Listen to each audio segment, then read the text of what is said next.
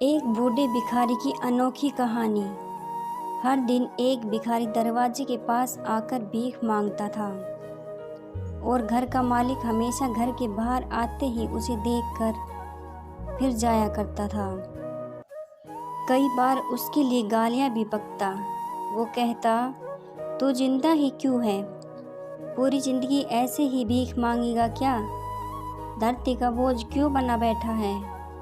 और कभी कभी उस भिखारी को गुस्से में धक्का भी मार दिया कर।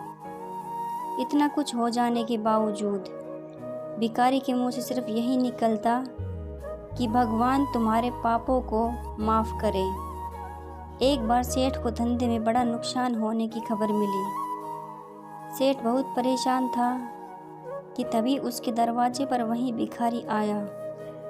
गुस्से में अपना आपा खोते हुए सेठ ने भिखारी को पत्थर दे मारा।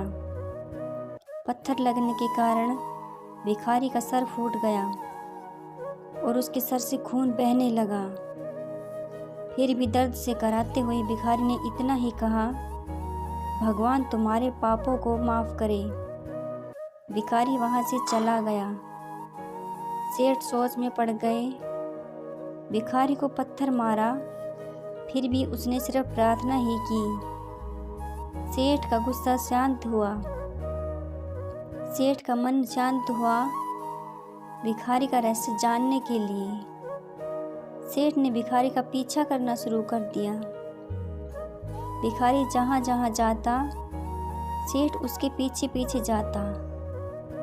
सेठ ने देखा कि कोई उसको खाना देता, कोई उसको मारता, कोई अपमानित करता तो कोई गाली देता। लोग भिखारी के साथ चाहे जैसा व्यवहार करते, लेकिन भिखारी सबके लिए एक ही प्रार्थना करता, भगवान तुम्हारे पापों को माफ़ करे। अब रात होने को आई थी। भिखारी अपने घर जाने के लिए लौटा। वो अपने घर पहुंच गया, लेकिन सेठ अब भी उसका पीछा कर ही रहा था। एक पुरानी टूटी हुई खटिया पर एक बूढ़ी औरत लेटी हुई थी। काफ़ी कमज़ोर और बीमार लग रही थी। वह भिखारी की पत्नी थी। अपने पति को वापस आता देख वह खाट से उठ खड़ी हुई। पत्नी ने अपने पति के भीख वाले कटोरे में देखा, उसमें सिर्फ आधी बासी रोटी थी। उसे देखकर वह बोली, आज बस इतना ही मिला? और हाँ, आपके सिर में खून कैसे निकल रहा है? ये चोट कैसे लगी? बूढ़ा भिखारी बोला, आज बस इतना ही मिला। किसी ने कुछ नहीं दिया, सबने गालियाँ दी और एक ने पत्थर भी फेंका, इसलिए मेरा सर फट गया। एक गहरी ठंडी सांस लेकर बूढ़ा भिखारी फिर से बोला, यह मेरे ही पापों का फल है। तुम्हें याद है कुछ सालों पहले हम कितने अमीर थे? क्या कुछ नहीं था हमारे पास। हमारे पास हर चीज़ ज़रूरत से ज़्यादा थी, लेकिन हमने कभी दान नहीं किया।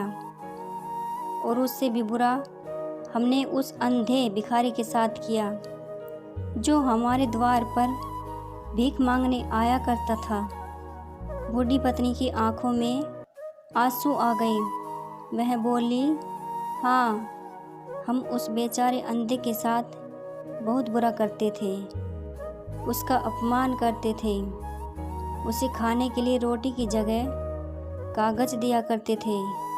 उसका मजाक उड़ाया करते थे और कभी कभी मारा भी करते। मैंने कभी उसको रास्ते नहीं दिखाए।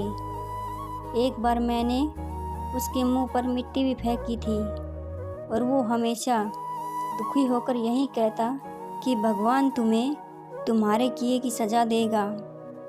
भगवान तुम्हारे पापों की सज़ा ज़रूर देगा। उसका श्राप सच हुआ और हम इस दुख भरी ज़िंदगी में आ गए। भिखारी बोला, हाँ, उसका श्राप सच हुआ, इसलिए मैं किसी को बद्दुआ नहीं देता। चाहे कोई मेरे साथ कैसा भी बर्ताव करे, मैं हमेशा उसके लिए प्रार्थना करता हूँ।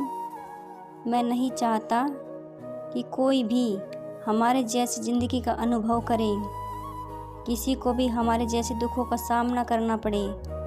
वो नहीं जानते कि वह कितना बड़ा पाप कर रहे हैं। इसलिए अनजाने में हुए पाप की ऐसी सज़ा किसी को भी नहीं मिले, मैं नहीं चाहता। सेठ वहीं छुपकर यही सारी बातें सुन रहा था। अब उसे सब कुछ समझ में आ गया था। भिखारी और उसकी पत्नी ने वह आधी रोटी मिल बांट कर खा ली और भगवान को धन्यवाद बोलकर सो गए। अगले दिन बूढ़ा भिखारी फिर से भीख मांगने गया। सेठ के घर के पास जाते हैं। सेठ ने पहले से गर्म रोटियां उसके लिए निकाल कर रखी थी। उसे देते हुए सेठ विनम्रता से बोला, माफ़ कर दीजिए बाबा, उसे बहुत बड़ी गलती हो गई। बूढ़ा भिखारी बोला, भगवान तेरा भला करे। इतना कहकर वह आगे बढ़ गया। इस कहानी से जो सीख लेने लायक है वह बड़ी ही सिंपल है कि आदमी चाहे किसी के बारे में बुरा कहे या भला करे, लेकिन भगवान सिर्फ कर्म के हिसाब से उसको फल देता है। क्या हुआ अगर भगवान नहीं दिखता है, लेकिन यह बात बिल्कुल सच है, उसके खाते में सबका हिसाब बहुत पक्का होता है। इसलिए जब किसी के लिए कुछ भी करो तो अच्छा ही करो।